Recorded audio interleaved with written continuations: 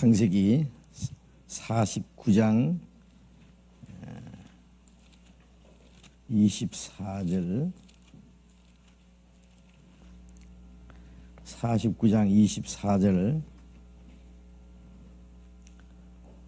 24절 제가 먼저 읽겠습니다.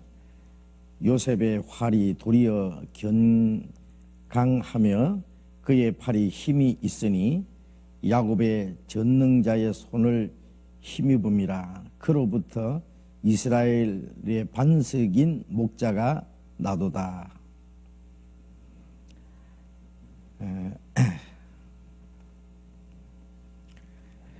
여기에서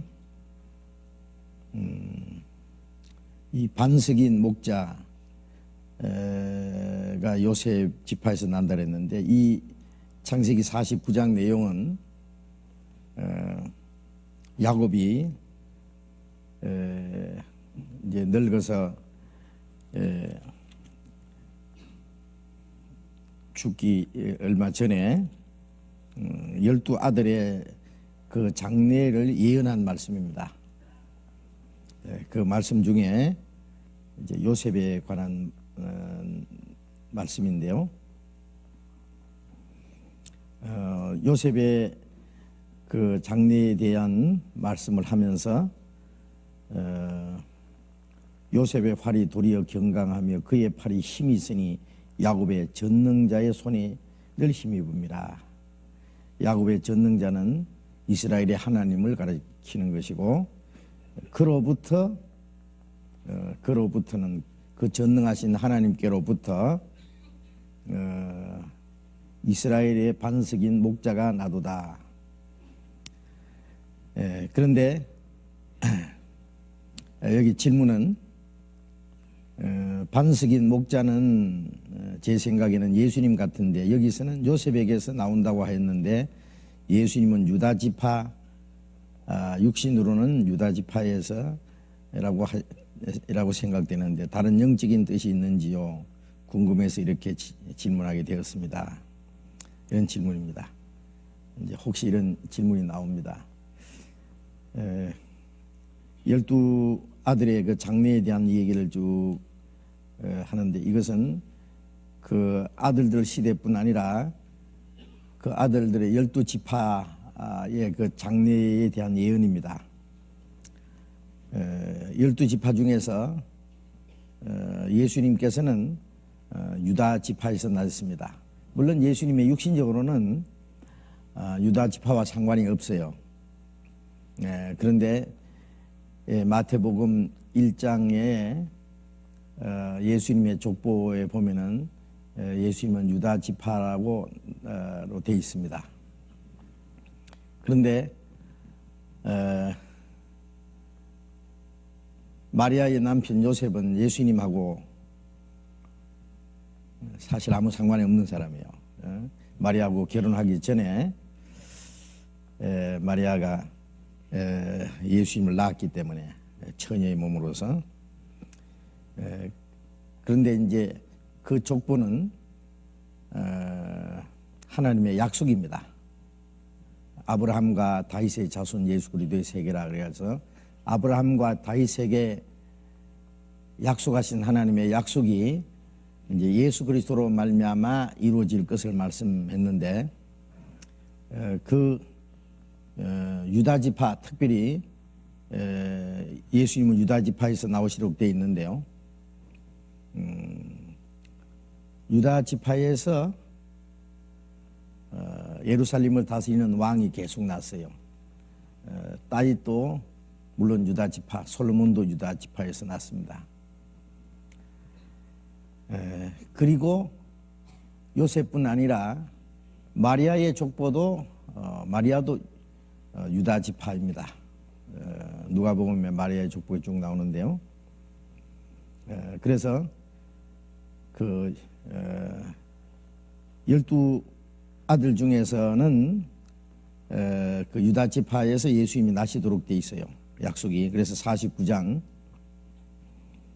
9절에 유다는 사자 새끼로다. 유다는 사자 새끼로다. 사자는 들짐승의 왕이잖아요. 그래서 예수님을 유다 지파의 사자 다윗의 뿌리가 이겼으니 요한계시록 이렇게 돼 있어요. 그래서 유다 지파의 사자, 유다는 사자의 새끼라. 거기서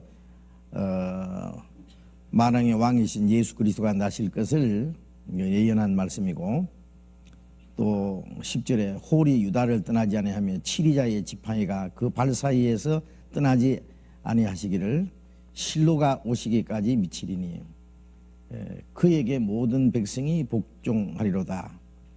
홀은 지휘봉을 말하는 거죠. 왕이 들고 있는 홀, 이 권세를 가르쳐요. 거기서 이제 유다 지파에서 예루살렘의 왕이 계속 날 걸 말씀하고, 실로가 오시기까지, 실로는 예수 그리스도를 가르칩니다. 하나님의 은혜, 실로는 하나님의 은혜라는 뜻인데요. 구원하시는 주님이 오실 때까지, 그리고 모든 백성이 그에게 모든 백성이 복종하리로다. 그는 예수 그리스도를 가르칩니다. 그리스도를. 그러니까 유다 지파에서 그리스도께서 나실 것이 예언이 되어 있는데, 이제 24절에 요셉 지파에는 그리스도가 나신다는 약속이 없는데, 여기 보면은 야곱의 전능자의 손인을 힘입어서 그로부터 이스라엘의 반석인 목자가 나도다. 이스라엘의 반석인 목자는 예수 그리스도를 가르치는데, 이게 어떻게 된 거냐, 이게 영적인 뜻이 있느냐는 말씀입니다. 우선 이 요셉이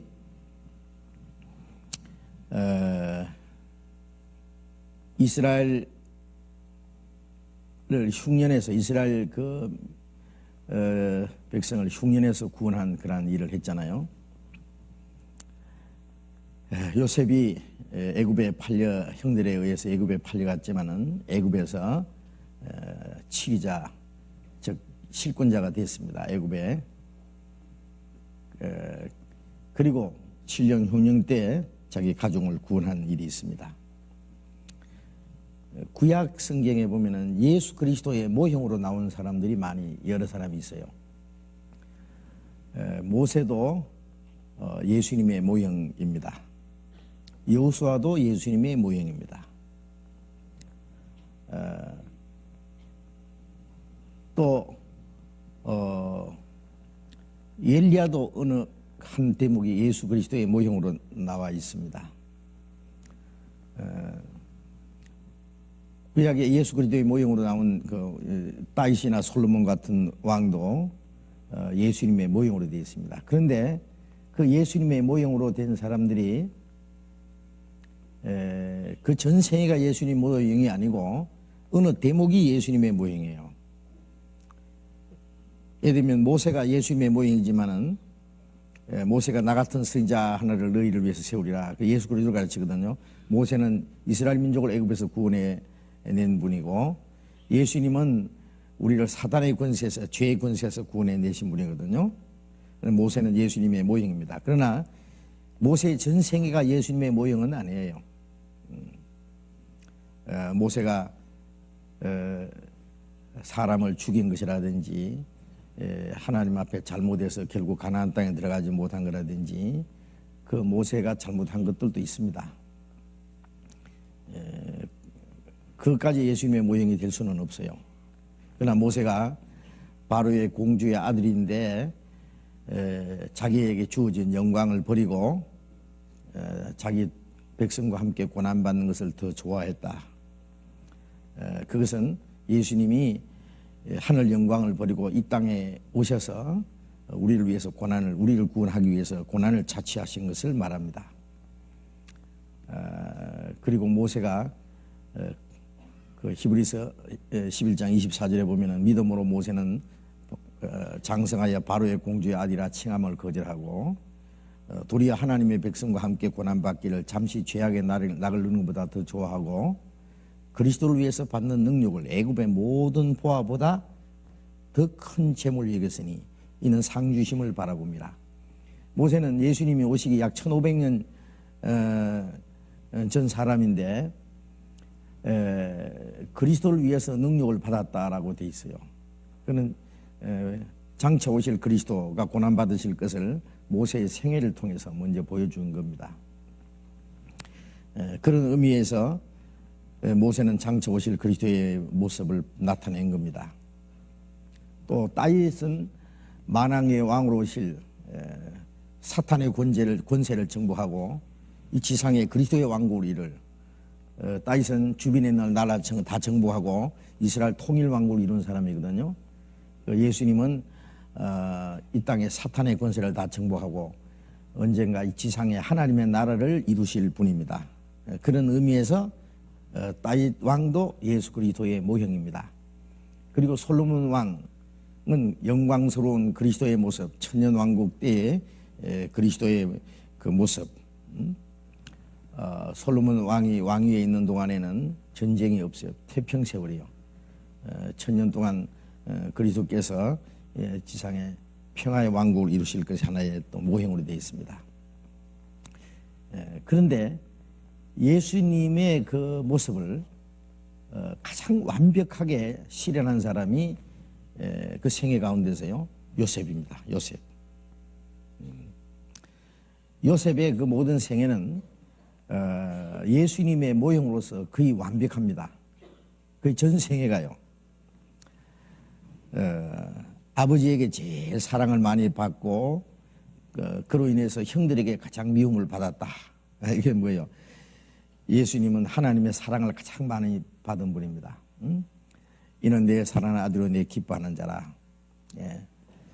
하나님의 사랑을 가장 많이 받으신 동시에 그 이스라엘 백성들에게, 자기 동족에게 가장 미움을 받았어요. 그렇잖아요. 또 요셉은 자기 형들이 무엇을 잘못하면은 그걸 아버지한테 다 꼬셔 바쳐가지고 그로 인해서 더 미움을 받았어요. 그것은 예수님이 이스라엘 백성들의 죄를 책망했습니다. 그래서 요한복음 7장에 보면은 세상이 나를 미워하는 것은 내가 세상의 행사를 악하다고 증거함이라. 이스라엘 사람들이 죄를 지적하기 때문에, 종교가들의 그 위선과 거짓을 지적하기 때문에 예수님이 가장 미움을 받으신 겁니다. 그리고 요셉은 또 꿈도 잘 꿨죠. 꿈을 꾸고 하필이면 그 형들이 자기한테 절하는 꿈을 꾸어가지고요. 형들이 야 네가 우리의 왕이 될 판이냐? 그러면서 이제 그랬잖아요. 예수님이 종종 자신이 만왕의 왕이 되실, 왕으로 오실 것을 말씀하셨잖아요. 그게 하나의 그 미래를 꿈꾼 걸, 미래를 미리 말씀하신 겁니다. 미래 대제 사실을. 그 요셉이 그 자기 꿈꾼 대로 왕이 됐어요. 그 권세의 자리에 앉았고 형들이 그 앞에 굴복했잖아요. 급기야는 형들이 요셉이 형들에게 아버지의 심부름을 갔는데 먹을 걸 가지고 형들에게 아버지가 주신 선물을 가지고 갔는데 형들이 요셉을 죽여보려고요. 구덩이에 집어 던졌어요. 이것은 하나님의 사랑과 은혜를 가지고 오신 예수님을 이스라엘 민족이 배척하고 죽였습니다. 형들이 요셉을 애굽에다 팔아버렸어요. 그거는 구덩이에 집어 던졌다는 건 죽은 강아지예요. 그래서 끄잡아내가지고 애굽에 팔아버렸어요. 예수님이 죽으시고 부활하신 후에 예수님은 요셉이 애굽에 가서 뭐가 됐느냐, 감옥 속에까지 들어갔다 나와서는 그 다음에는 애굽의 실권자가 되었습니다. 죽으신 줄 알았던 예수님이 다시 살아나셔서 이방인의 구주가 되신 겁니다. 이스라엘이 배척한 그리스도가 이방인의 구주가 되신 걸 말합니다. 애굽의 치리자가 된 것은요. 그래서 야곱은 그 아들 요셉이 죽은 줄만 알았어요. 왜? 형들이 죽었다고. 요셉의 옷을 쫙쫙 찢어가지고 양의 피를 묻혀가지고 요셉이 사자한테 물려 죽었다고 했으니까 야곱은 죽은 줄만 알았는데 사실은 죽지 않고 애굽의 실권자가 된 것처럼 이스라엘 백성들은 아직도 예수님이 죽은 줄로 아는 사람이 있어요. 응? 예수님이 부활하셨다는 것은 지어낸 꾸며낸 얘기 거짓말이다. 그래서 예수님은 죽은 줄로 안 사람들도 있어요. 그런데 이스라엘 백성들이 배척하고 죽은 줄 알았던 그 예수님은 지금도 살아계셔서 이방인의 구주가 되신 거예요.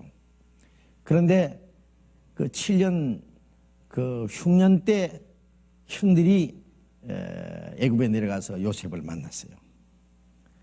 자기들이 팔았던 요셉이 죽지 않고 살아서 애굽의 치리자가 된 것을 알게 된 거예요. 요셉을 만났고 요셉은 형들이 나를 팔았으므로 걱정하지 마시오. 오히려 위로를 했어요. 예? 이 흉년 때 우리 집을 구원하려고 하나님이 먼저 보내신 겁니다. 이것은 뭘 말하냐면은 앞으로 7년 환란 때 이스라엘 백성들이 자기들이 배척한 그리스도를 믿게 되는, 예수가 그리스도라는 걸 믿게 되는 회개 운동이 일어납니다. 그리고 그때 이스라엘 민족이 구원받는 역사가 일어나는 거예요. 그에 대한 하나의 모형입니다. 그래서 그 요셉의 전 생애가 그만큼 완벽하게 그리스도의 모습을 나타낸 그런 사람은 요셉 외에 없습니다. 그런 의미에서 요셉은 오실 그리스도의 하나의 완전한 모형으로 되어 있습니다. 그리고 또 그 요셉의 지파에서 여호수아가 났어요. 여호수아는 이스라엘 민족을 애굽에서 모세와 같이 애굽에서 나왔을 뿐 아니라 가나안 땅으로 이스라엘 민족을 인도했던 사람이잖아요. 그래서 여호수아가 이스라엘 백성을 끌고 가나안을 정복해서 가나안 땅을 그들에게 나눠준 사람입니다. 여호수아가 예수라는 그 발음이 같아요. 그래서 히브리서 4장에 보면은 여호수아를 밑에 예수라 그랬어요. 여호수아가 예수라는 그 예수님의 또 모형이에요. 여호수아도. 네? 그래서 여호수아가 실제 이스라엘 목자 역할을 했습니다. 요셉 때 그랬고. 그리고 결국 거기에서 그리스도가 오실 것을 가르친 겁니다. 그리스도에 대한 모형이에요. 모형. 요셉 지파에서 나시진 않았지만은 그 요셉이나 그 다음에 요셉 지파에 난 그 여호수아는 예수 그리스도의 모형으로 되어 있습니다. 시편 105편을 잠깐 봅시다.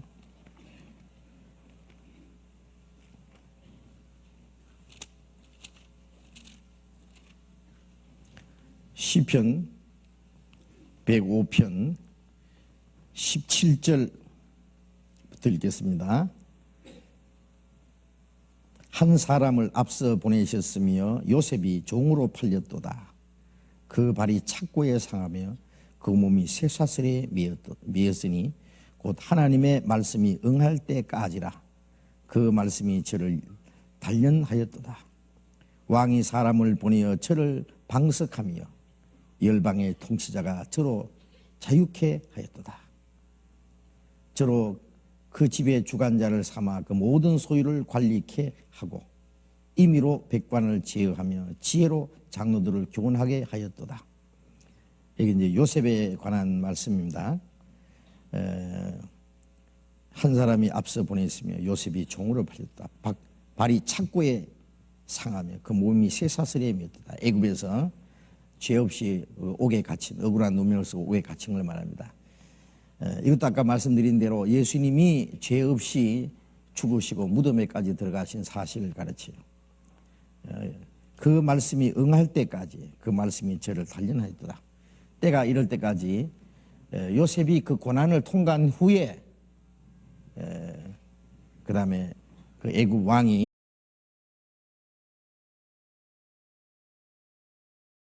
그 말씀이 저를 단련하였도다.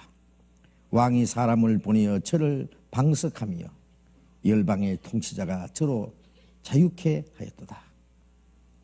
저로 그 집의 주관자를 삼아 그 모든 소유를 관리케 하고 임의로 백관을 제어하며 지혜로 장로들을 교훈하게 하였도다. 여기 이제 요셉에 관한 말씀입니다. 한 사람이 앞서 보냈으며 요셉이 종으로 팔렸다. 발이 착고에 상하며 그 몸이 쇠사슬에 매었다. 애굽에서 죄 없이 옥에 갇힌 억울한 누명을 쓰고 옥에 갇힌 걸 말합니다. 이것도 아까 말씀드린 대로 예수님이 죄 없이 죽으시고 무덤에까지 들어가신 사실을 가르쳐요. 그 말씀이 응할 때까지 그 말씀이 저를 단련하였더라. 때가 이럴 때까지 요셉이 그 고난을 통과한 후에 그 다음에 그 애굽 왕이 요셉을 석방했단 말이죠. 열방의 통치자가 저로 자유케 하도다. 그 당시에 이 애굽 왕은 정말 열방의 통치자요. 그 당시에 에집트는 세계에서 가장 강력한 나라였고 문화도 가장 발달한 나라인데 그 창세기에 나오는 애굽 왕은 이 세상을 통치하시는 하나님의 모형으로 되어 있습니다. 그 애굽 왕이 요셉을 석방하는 동시에 그를 모든 백관들을 다스리고 지혜로 모든 것을 다스리는 자로 삼은 것은 예수님을 하나님이 높이 들어서 모든 무릎을 그 앞에 꿇게 하고 주님께서 이 열방을 다스리는 하늘과 땅의 모든 권세를 내게 주셨으니 하나님께로부터 모든 권세를 받으신 그 모습을 가르칩니다. 창세기에 나오는 애굽 왕은 하나님의 모형으로 나와 있고 출애굽기에 나오는 애굽 왕은 마귀의 모형으로 나와 있습니다. 이스라엘 민족을 괴롭게 하는 그 애굽 왕. 그러니까 창세기의 그 바로 왕은 요셉을 석방하고 요셉을 치리자로 삼고 이스라엘 백성들을 잘 대접했던 그런 왕으로 나오잖아요. 그러니까 창세기에 나오는 그 바로 왕하고 출애굽기에 이스라엘 민족을 종으로 삼은 그 파라오라는 것은 애굽 왕의 그냥 통칭이에요. 파라오라는 거예요. 그런데 그 출애굽기에 나오는 이스라엘 민족을 괴롭게 하던 그 바로 왕은 마귀의 하나의 모형입니다. 이 세상 임금 마귀의 모형을 가르칩니다. 그래서 그런 모형으로 나온 것들이 이해하시면 되겠습니다.